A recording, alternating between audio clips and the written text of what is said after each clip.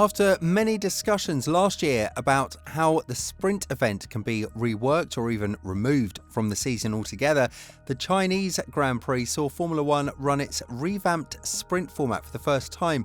But was it simply more of the same? Or did the changes, which moved the sprint away from being a standalone event on the Saturday, improve the show? The news was bad at first, but there is something here that can work in the future. The format F1 Sprint used in 2022 and 23 felt like watching a trailer for the main Grand Prix event on Sunday, with the race effectively serving as a preview of the opening stint of Sunday's full-length race.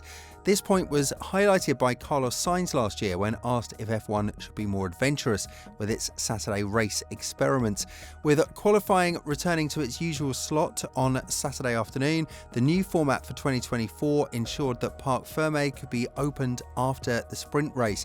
This provided just under 3 hours of tinkering time, allowing for setup adjustments of varying degrees depending on the data collected by each driver.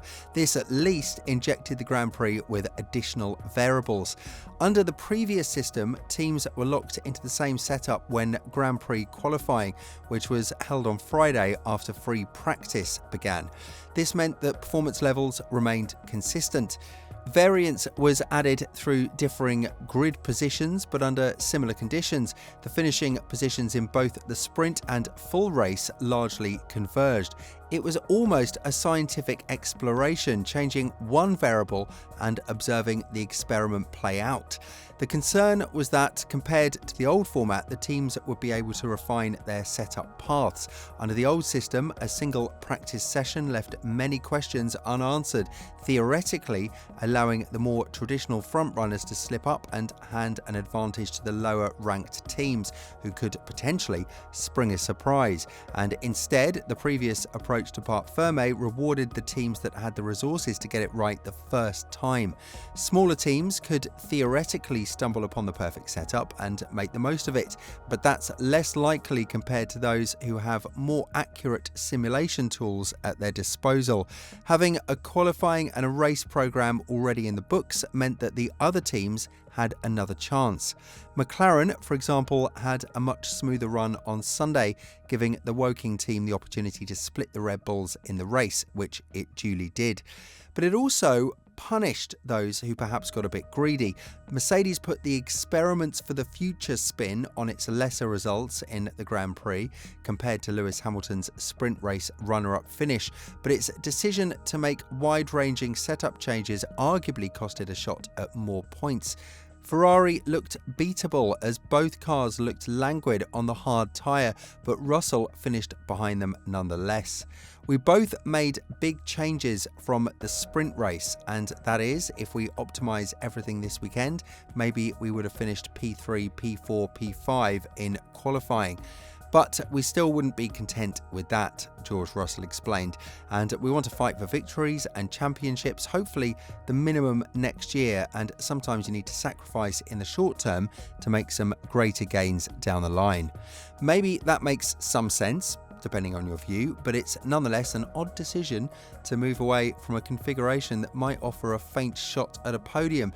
Hamilton proved that, even though he was nowhere near Max Verstappen in the sprint, the Mercedes could get something out of that sprint race, but it seemed that the team was already looking towards the next thing rather than making the most of what it already had. And that pursuit of the perfect setup probably cost Sergio Perez a second place too. Speaking in the post-race press conference, Perez noted that battling with Charles Leclerc had compromised his chance to catch up with Lando Norris after wearing out his tyres too much. He also believed that the adjustments made to the setup had gone in the wrong direction, feeling like they had taken a step backward with the changes made from the sprint event to the race. On the other end, some drivers were calling for changes as early as at the end of sprint qualifying. Esteban Ocon and Nico Hülkenberg both felt their cars needed adjustments, and it seemed to pay off as both enjoyed good finishes in the midfield. There's a nuanced paradox to the opening of Parc Fermé, it seems, as giving the teams more freedom to make changes will naturally lead most to seize that opportunity. However, it doesn't always work out like that, and the trackside engineers may now have to consider whether to stick with the current setup or make changes if the sprint race has gone well. Even a minor alteration in tracking, flap angle or camber might have adverse consequences, and there's no time to experiment as qualifying approaches. In order for sprints to be meaningful and valuable for the drivers, they need to offer competitive races. This requires tangible rewards and a concept that the drivers can embrace. In the first format, sprints were important for all drivers as they determined the grid positions for the Grand Prix. However, the second format limited the importance of sprints to fewer drivers, with only the top 8 earning points.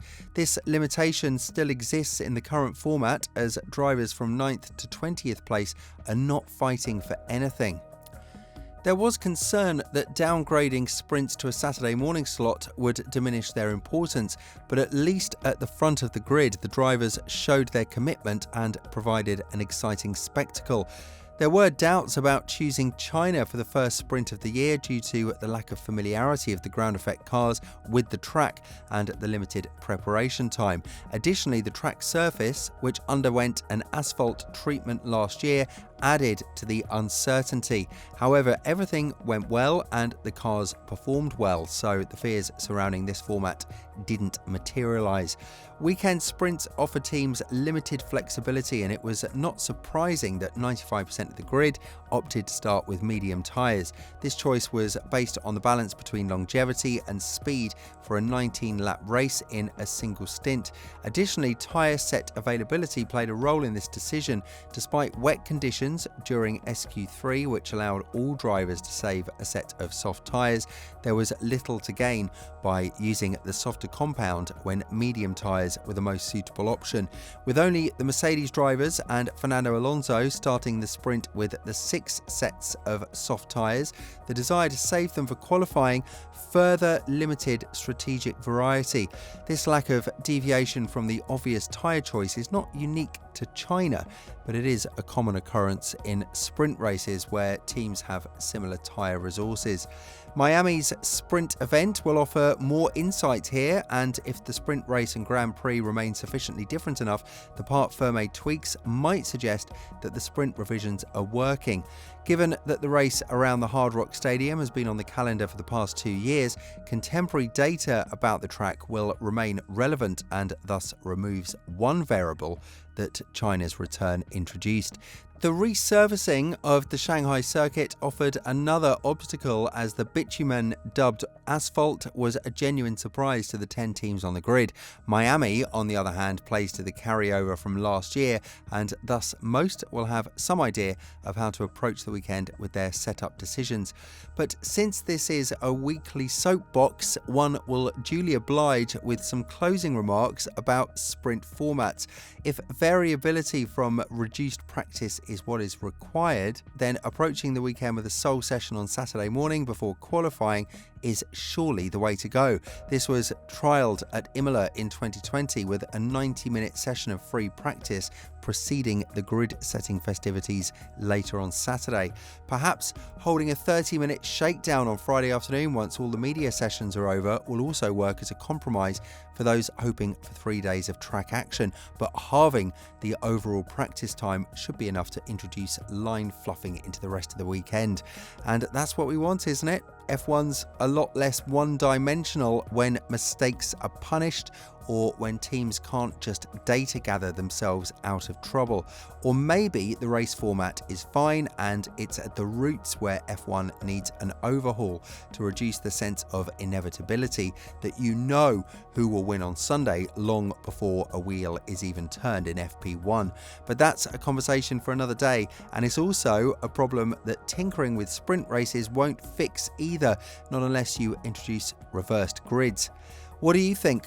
Should reverse grids be introduced to improve the F1 sprint, or is it good like it is? Let us know down in the comments below, and we'll see you soon in the next video.